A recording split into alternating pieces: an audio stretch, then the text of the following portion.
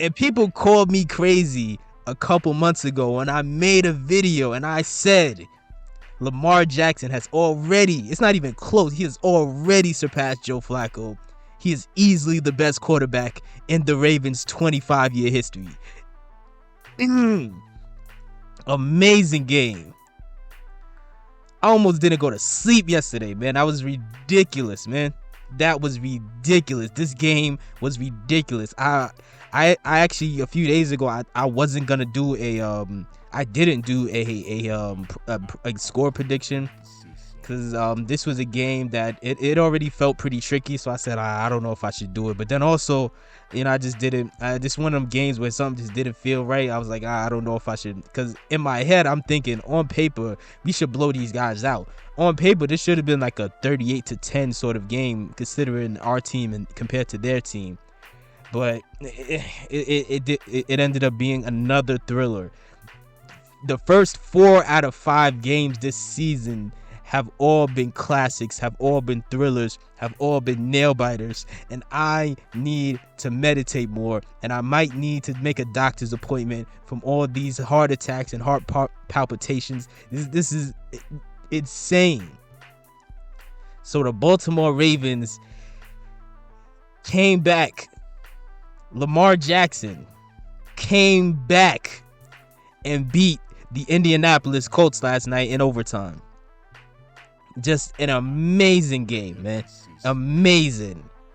Like, dude, this game, Lamar Jackson just had the best game of his career so far. The best game of his career so far. Lamar Jackson's game was so amazing. People are overlooking the fact that Carson Wentz also just had one of his best games ever, and it didn't matter. It did not matter. Carson Wentz had one of easily, this is his best game since he joined the Colts. Carson Wentz only just joined the Colts this year or so, but still easily his best game so far as a Colt. Probably one of his best of his career as a whole, and it didn't matter. Amazing. Ugh. Man, Lamar Jackson had 37. He completed 37 of his 43 passes, which is 86.1%, the highest completion percentage of any player in NFL history to have a 400-yard game. Hilarious that people still want to bring up accuracy in the conversation. Hilarious, dog. They're still trying to have an accuracy conversation. He just had the most accurate 400-yard game of all time. Amazing. 442 passing yards, 4 touchdowns, 0 interceptions. He rushed for 62 yards. Unfortunately, the Ravens, they were one game away from breaking the rushing record, for most consecutive games with 100+ rushing yards. Unfortunately, they didn't get it done. Now they're just tied with the 74-77 Steelers, but it doesn't matter. It does not matter. Amazing. This game was looking pathetic. This game was looking embarrassing.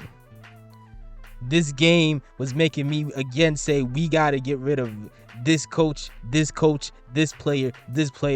Pathetic. And it didn't matter because he came back. They came back. Amazing. Mark Andrews had an amazing game. 11 catches, 147 yards, 2 touchdowns. Hollywood Brown had an amazing game. 9 catches, 125 yards, 2 touchdowns. Devin Duvernay got a couple catches, 4 catches, 45 yards. Sammy Watkins, I really hope Sammy is okay, because he's been doing so well for us. I really don't want him to miss. I really want him to get back as soon as possible. Like, I don't want him to miss significant time because he's been doing so well for us.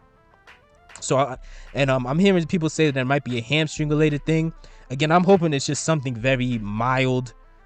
I just really do, because again, I was really excited for how well Sammy was fitting into our team.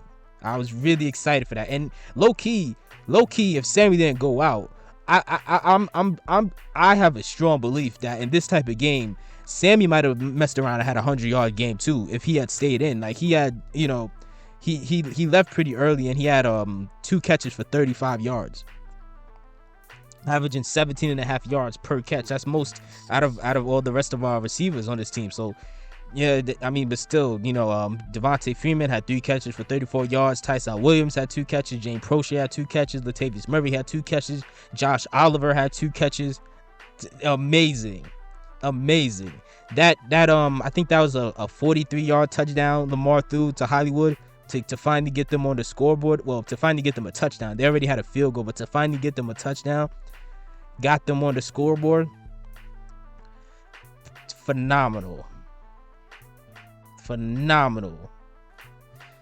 only issue I had, the only thing I think Lamar messed up with when it comes to this game is that fumble. Like and it's crazy when you watch the replay that to me it looks like he was down.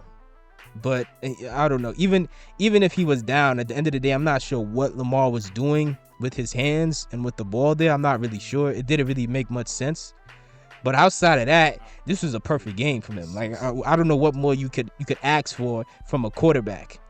And again, it is pathetic how many Lamar Jackson haters are still trying to make up the new narratives.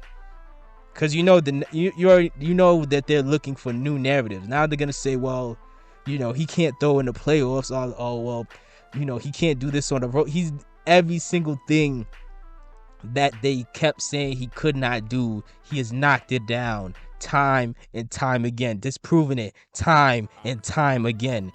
Out insane.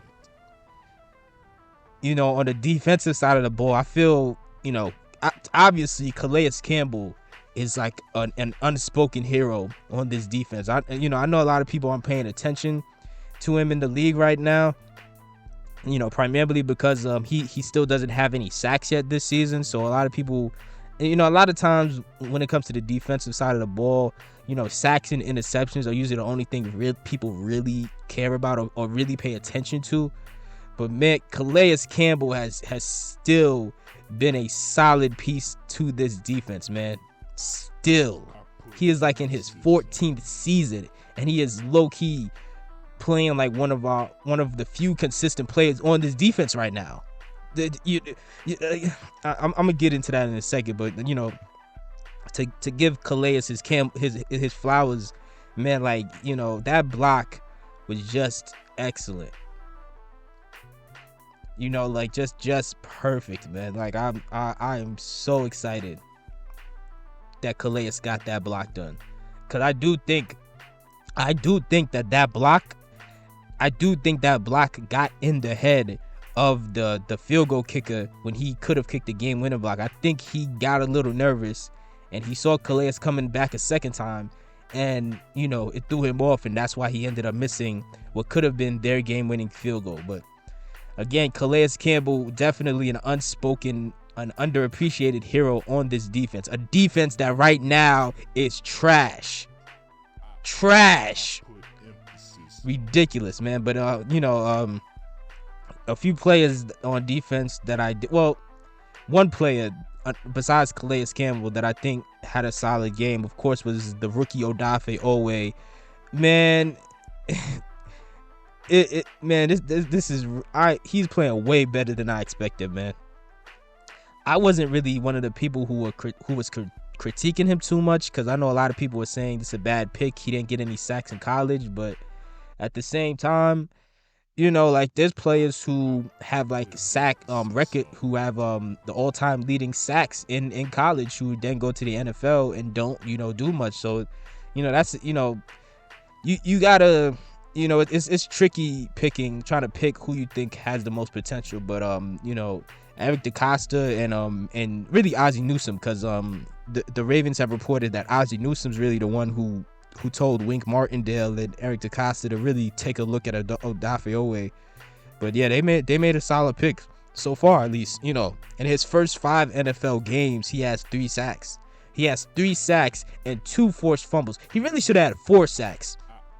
But in that Chiefs game, Patrick Mahomes threw it at the last second and then it got interception, but that could have been a 4 sack. But still, he has 3 sacks and 2 forced fumbles in the first 5 games of his career.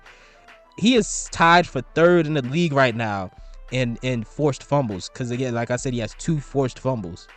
So yeah, that was really solid from him. I don't know what's going on with Marlon Humphrey right now, man. I don't know what's going on right now with Marlon Humphrey, man. Like he's not looking the same, man. And I still believe that he's a top 5 corner in the league, but he's not looking good to start this season off, man. He's getting embarrassed, man. Like, we need Marcus Peters out there, man, because that might be it. Maybe Marlon is feeling too much pressure from being like the only like legit corner on the team right now, like the only like Pro Bowl caliber corner that's on the team right now. So he's just like struggling.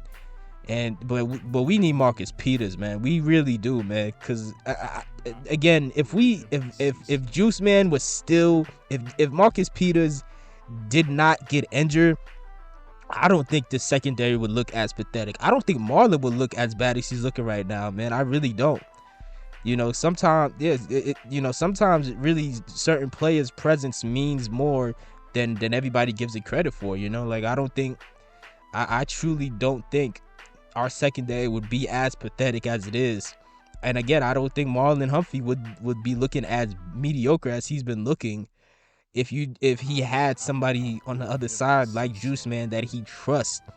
But he's just getting beat. It's just embarrassing. And then it's just embarrassing. He's getting beat, and he's not. This whole team is struggling with tackles, man. I'm really disappointed in Patrick Queen, man. Like I had high hopes for him. I thought I still think he could turn it around, but this is not looking good, man. He's at a certain point he's got to get benched. I don't know what else. You got to find somebody to put in this guy's place, like, because now we're 5 games into the season and he still has not yet turned in the right direction yet. That's if you're running this team, if you're a fan of this team, that's gonna start to become a little concerning. What else happened on defense? That's all I could remember. But also Tavon Young got a sack. And then to end the game, Tavon Young almost cost us the game. Tavon Young had better be on his knees thanking the football gods that everything still worked out, because Tavon Young and his lack of being able to control his emotions almost cost us that game. Now I understand that Colts player, I don't know what his name is, but that Colts player, he kind of like pushed and like provoked Tavon first. I understand that, but there's too much on the line right now, man.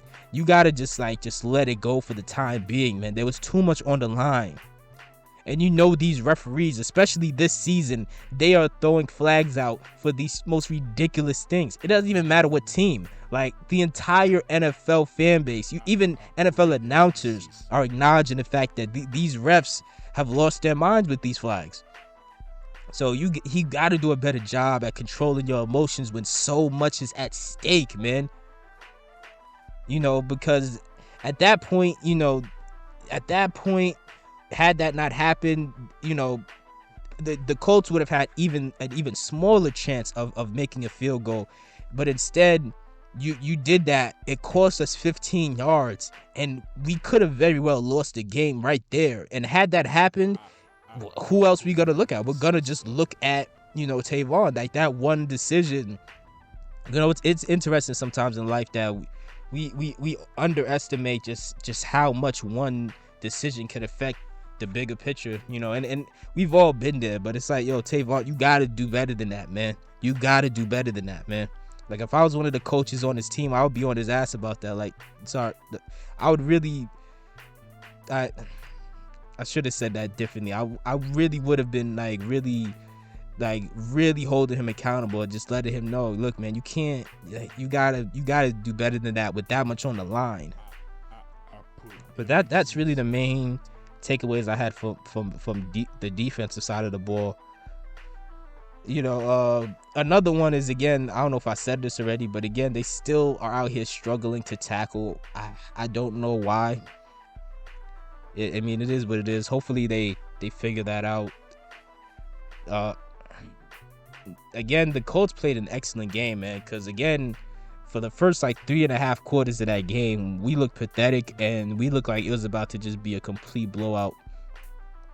You know, Jonathan Taylor, I think, had like a 76 touchdown, 76-yard touchdown in like the first like minute or two or whatever. Like it was looking bad, man. Then Michael Pittman had that impressive touchdown catch. I forgot who he caught it over, but it was not looking good, man. Like they just kept doing whatever they wanted, man. They was running all over us.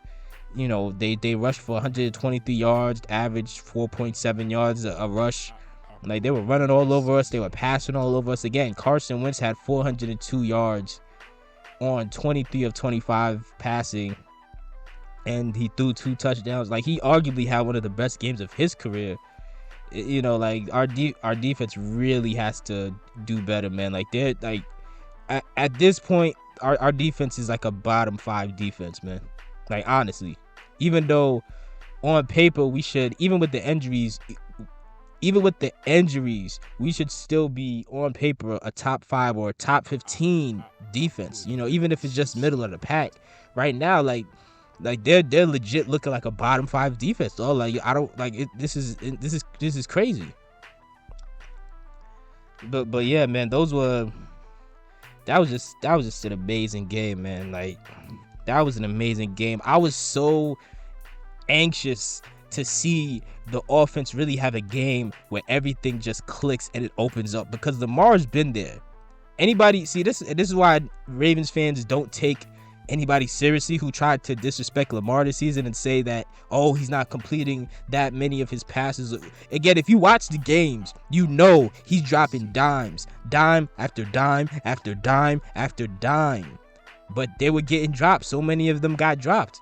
Like, again, almost 12% of the passes were being dropped this season so far, which was the most in the league. But still, I kept saying, despite how frustrating that is, I said, look, Lamar is very close to entering his prime. He's dropping dime after dime after dime. The receivers, but aside from that Lions game, they're improving. So I knew eventually one of these games is gonna just bust wide open. Like as far as the score and as far as like the yardage goes, the passing yards, I said one of these games, everything's just gonna bust wide open. Because it was right there. That Lions game, it should have busted wide open. Like Lamar should have had 400 yards in that game. And even in the Broncos game, like he played solid. Like, but one of the touchdowns got called back. But I knew very soon, sooner than later, Lamar was gonna, like, everything was just gonna bust wide open, and there was gonna be like a multi-touchdown game. It wasn't a Jackson 5, that would have been even better, but it was still, you know, he got 4 touchdowns, so that was still solid. But yeah, man, I don't know what they're gonna do going into next week with this weak defense going up against the Chargers, man. Like I don't know what's gonna happen there, man. That's a little nerve-wracking thinking about what Justin Herbert and those guys are gonna do against this defense, but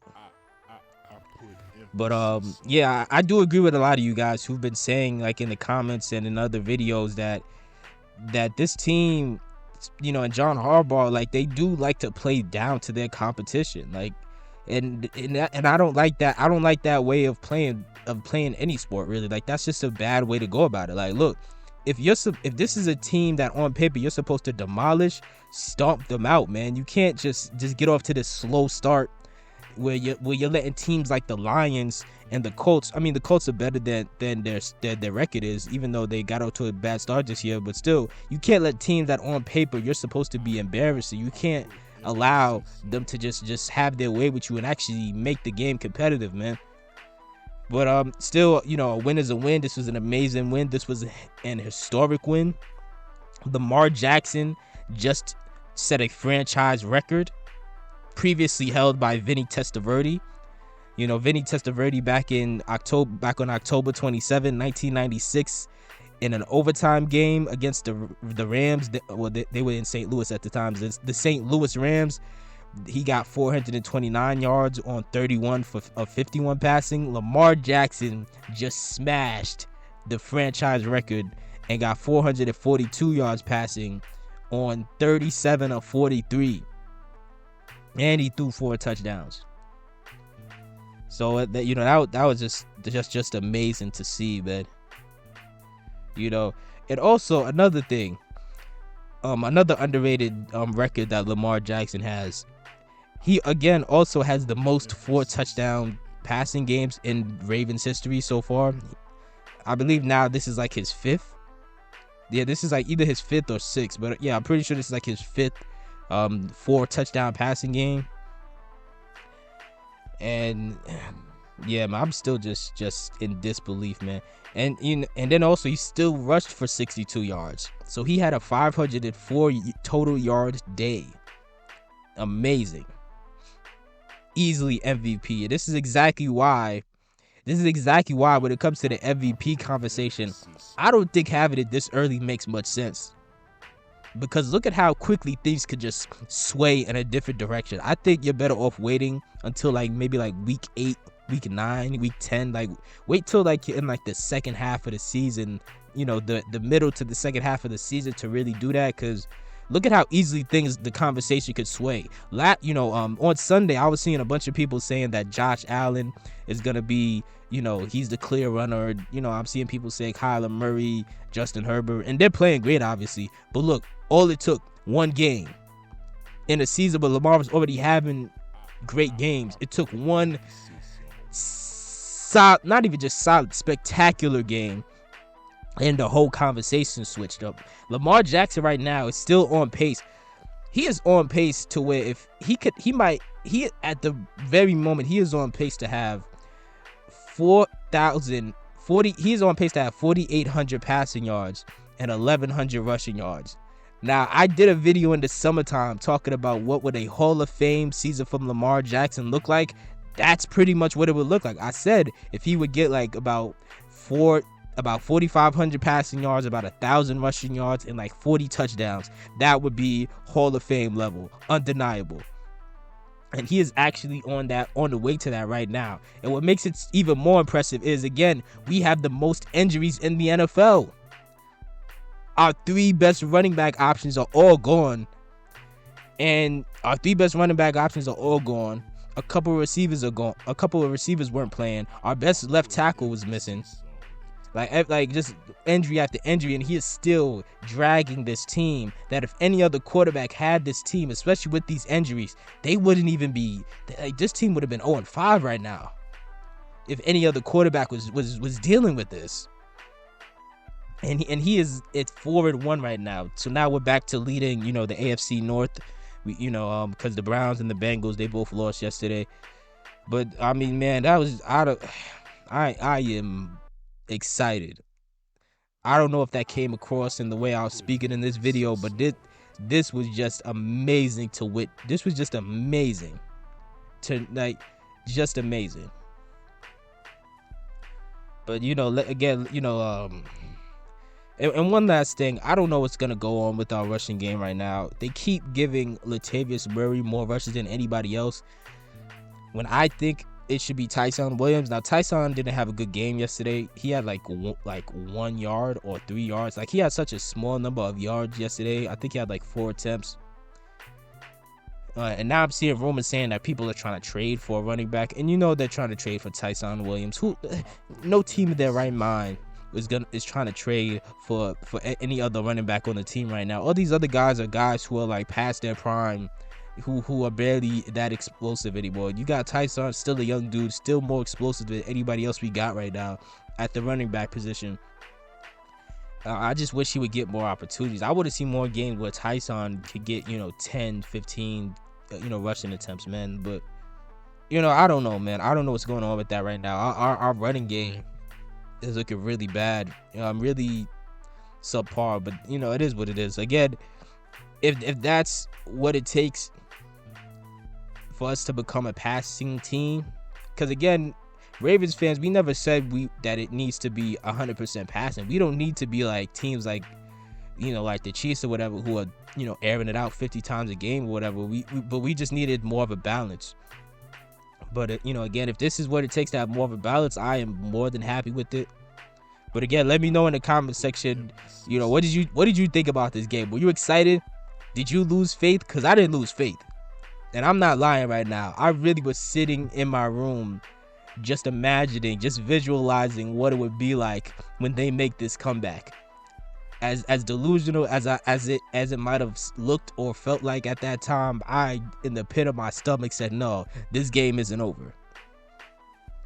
And and that's why you gotta like stay all the way through, man. Sometimes certain people, like fans, for no matter what the sport is, sometimes fans, when they're in the stands and they're watching their team get embarrassed, they'll just like call it a day and say, all right, and go home. And I'm like, nah, man, you can't, because again, stuff like this happened. And if you're one of the people who left, it's not a good look, man. But again, man, let in the comment section below, let me know what your thoughts are on this game. What you let me know. Do you think this is the greatest game of Lamar's career? Do you think this is the greatest game of Mark Andrews and Hollywood Brown's career? Like, let me know in the comment section below. And also another thing I forgot to add, before I go, was this was a weird week for kickers, and this was also a weird week for injuries. Like, there was more missed kicks this week than any other week in NFL history, or any other week in the past several decades. In the Super Bowl era, there were more missed field goals than any other week. Plus, there was a lot of injuries, man, on different teams, man. Juju Smith-Schuster got injured for the Steelers. Daniel Jones got a concussion with the Giants. Saquon Barkley hurt his ankle. Like, there was a lot of injuries throughout the league. This was a very wacky and just off the wall type of week. With everything was just off, man. But again, let me know in the comment section below. Also, what were your thoughts about other things that happened around the league? Is there any other game that you were excited about? Is there any other injury that surprised you? Let me know in the comment section below. And make sure you hit the like button and subscribe.